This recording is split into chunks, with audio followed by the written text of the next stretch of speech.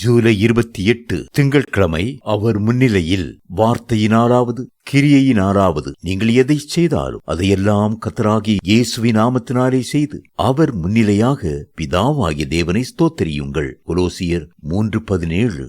தேவ பிரசன்னம் என்ற வார்த்தையானது தமிழிலே பல்வேறு வார்த்தைகளாக மொழியாக்கம் செய்யப்பட்டிருக்கிறது. தேவ சமூகம், முன்னிலை, முன்பாக, தேவ சந்நிதி, சன்னிதானம், பிரசன்னமாகுதல் என்றெல்லாம் நாம் அவ்வார்த்தையை பார்க்கிறோம். கர்த்தருடைய பிரசன்னத்தை காத்துக் கொள்வதும் அதை அளவில்லாமல் உணர்வதும் நமக்கு கிடைத்திருக்கிற பெரிய பாக்கியமாகும்.